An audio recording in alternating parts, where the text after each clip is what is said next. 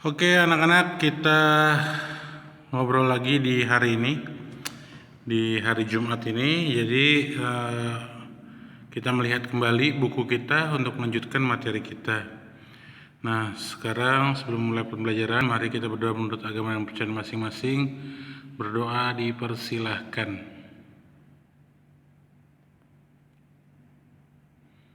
Selesai. Oke anak-anak, kita lihat materi di buku bersama-sama ya. Materi di buku kita sudah masuk ke bab 3 di kewirausahaan. Kita bicara lagi tentang budidaya. Ini mengulang kembali pembelajaran kita di semester 1 yang kita ke tanaman pangan, kita tapi langsung ke tanaman hias. Ya. Tapi nggak ada masalah. Kita silakan praktek lagi karena toh juga ini ada baiknya buat kita sama-sama ya.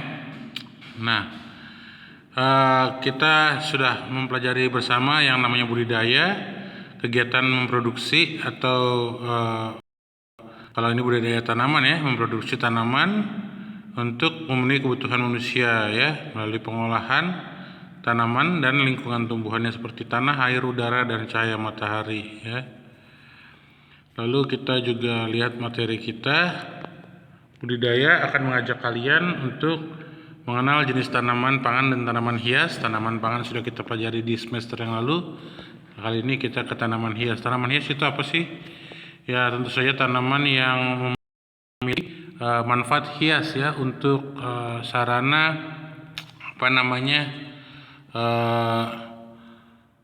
rekreatif ya, karena tanaman yang baik akan membuat bagus dan membuat orang yang memilikinya dan menikmatinya menjadi lebih nyaman ya. Jadi manfaatnya untuk kehidupan sebagai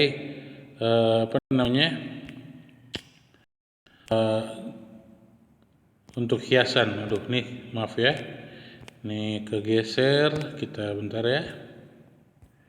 Ini materi sebelumnya nih yang kita bicara soal grafika ya. Oke. Jadi kalian di rumah juga sudah pernah melakukan budidaya tanaman hias di waktu lalu ya. Oke. Ini budidaya. Ini persebaran materinya. Tadi kita udah baca, udah langsung ke sini tadi ya.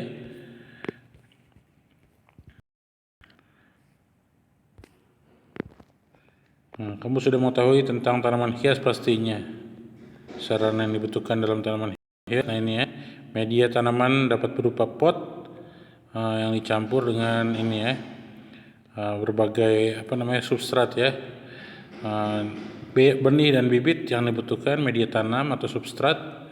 Media tanam itu bisa tanah, bisa pasir ya, bisa perlit, bisa macam-macam lah ya.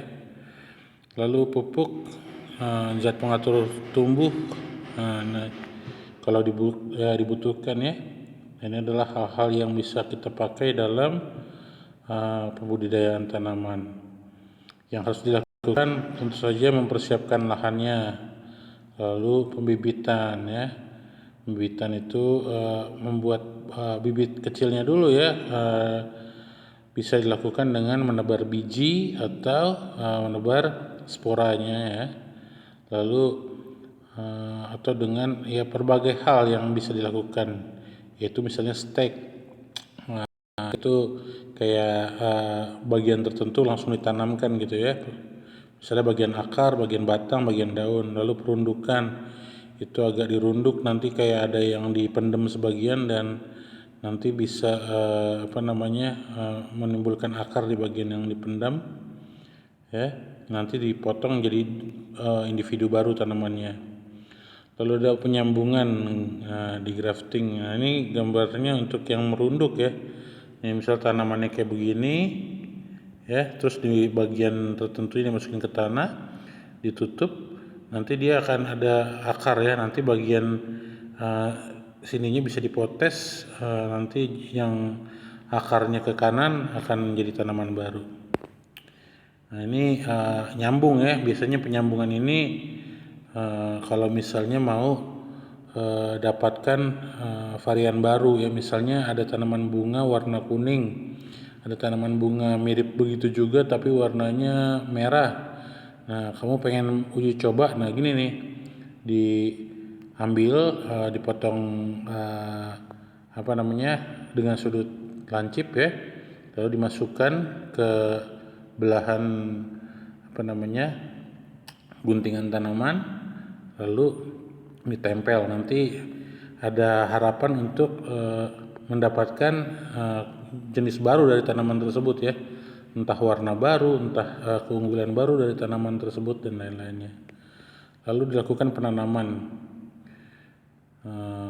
Kalau tadi pembibitan, lalu ditanam, habis itu dipupuk, dipelihara, lalu ada pengandalian OPT ya, organisme pengganggu tanaman ya. Nah, ini misalnya kalau ada hama. Lalu ada panen dan pasca panen. Kalau tanaman hias, panennya adalah ketika bisa menghasilkan tanaman baru, bunga baru, bunga yang lebih bagus, lebih banyak, dan nanti bisa dijual kembali ya. Sekarang kan lagi tanaman hias lagi tren ya.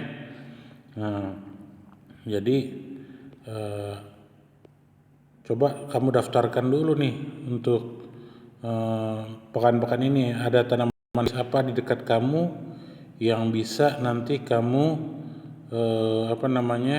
coba di budidayakan, lalu nanti hasil budidayanya akan kamu bawa ya ke sekolah ya, untuk dijadikan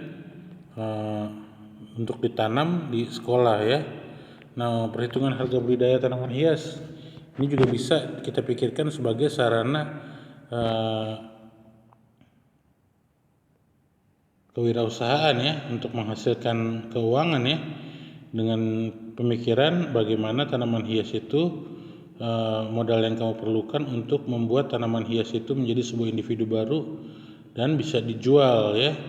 Biayanya berapa, lalu harganya berapa, yang akan memberikan kamu keuntungan berapa. Nah, ini yang akan kita lakukan juga di bab ini ya. Jadi pemasarannya bisa dilakukan secara langsung maupun sekarang bisa dilakukan dengan menggunakan online ya. Ini yang harus kita pikirkan ya dalam pemasaran: promotion, place, product, dan price ya, 4P. Nah, ini banyak yang bisa digunakan sebagai sarana pemasaran ya, hingga nanti akhirnya kita merumuskan hasil kegiatan usaha untuk budidaya tanaman hias ya, bahwa tanaman hias itu sekarang di masa pandemi ini sedang banyak dilakukan sama orang-orang, menjadi sebuah kegiatan yang bermanfaat dan produktif. Harusnya kalian bisa mencari berbagai cara ya untuk memperoleh manfaat dari boomingnya tanaman hias saat ini, untuk mendapatkan hasil yang lebih lagi buat nanti di pembelajaran berikutnya ya. Nah, inilah yang kita lakukan di pembelajaran kita hari ini. Kita bicara soal budidaya tanaman hias.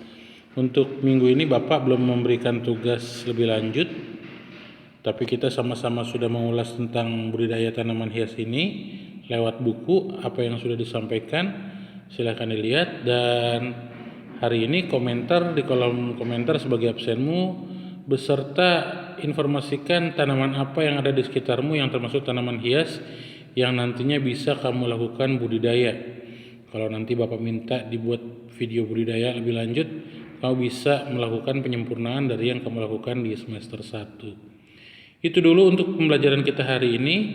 Nanti kita kembali ke tugas-tugasnya di pekan-pekan yang akan datang. Tugasmu hari ini hanya mendengarkan paparan saya, absen, dan juga mempersiapkan dirinya kalau nanti kita akan diminta melakukan pembudidayaan tanaman hias lebih lanjut ya, seperti yang kita lakukan di semester 1, dan ini akan lebih akan jauh lebih kompleks karena udah semester 2 ya, dan udah berupa pengulangan. Yaudah, itu aja dari Bapak untuk hari ini. absennya diselesaikan, absennya dikerjakan. Tugas-tugas yang belum beres masih Bapak tunggu. Nanti kita akan lanjutkan lagi pembelajaran kita di minggu yang akan datang. Ya udah ya, jaga diri, jaga kesehatan, dan kita lanjutkan lagi pembelajaran kita minggu yang akan datang, dan semoga pandemi segera berakhir. Terima kasih.